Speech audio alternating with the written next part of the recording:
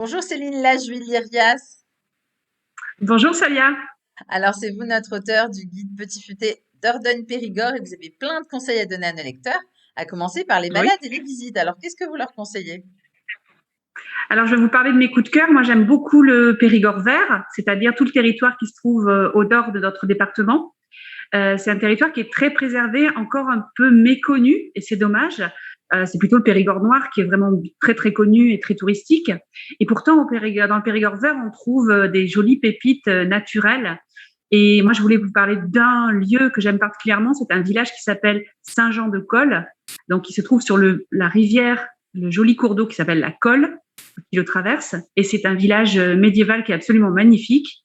Moi, j'aime surtout m'y balader à l'intérieur entre les maisons. Il y a des maisons à colombage, des maisons en pierre. Il y a une magnifique abbaye, un magnifique château, un pont coudé qui est très très beau. Voilà, j'aime beaucoup ce village qui est aussi un lieu de tournage de films. Et c'est vrai que c'est très agréable de se croire dans un décor de cinéma. Oui, ça a l'air génial. Et au niveau restaurant, qu'est-ce que vous recommandez à nos lecteurs alors? Ah, il y en a énormément des restaurants ici, on mange très très très bien. Et c'est une destination très très gourmande. Donc moi j'aime beaucoup, encore une fois, une belle adresse du Périgord vert qui se trouve sur l'étang de Saint-Estèphe près de Nontron. C'est un restaurant qui est à la fois bistronomique et un petit peu bodega aussi en terrasse. Il y a deux ambiances très sympas. Ça s'appelle le Moulin du Grand Étang à Saint-Estèphe. Ah, super. Et pour sortir, faire la fête, boire un verre, qu'est-ce que vous recommandez? Il y a beaucoup de possibilités dans les cités comme Périgueux et comme Sarlat, mais il y a aussi beaucoup de festivals l'été. Et il y en a un que j'aime beaucoup, qui a un nom rigolo et qui va sûrement plaire aux lecteurs, c'est le Festival des Ploucs.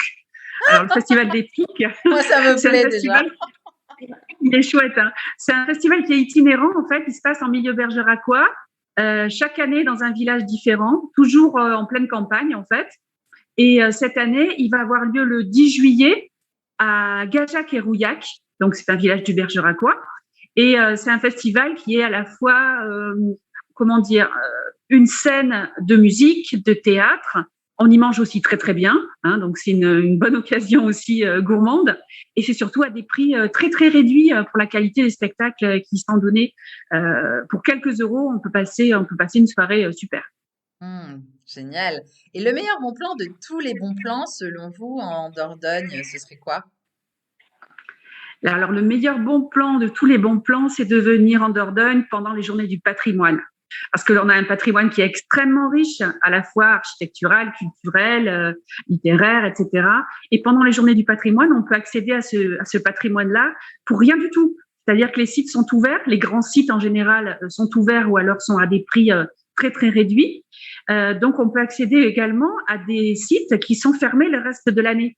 Donc par exemple sur Périgueux, on peut accéder à la grotte du Puy Saint-Front, où l'ermite Saint-Front se serait retranché avant la fondation de cette cathédrale. On peut accéder à la loge maçonnique aussi, par exemple, qui est ouverte une seule fois dans l'année pour le public.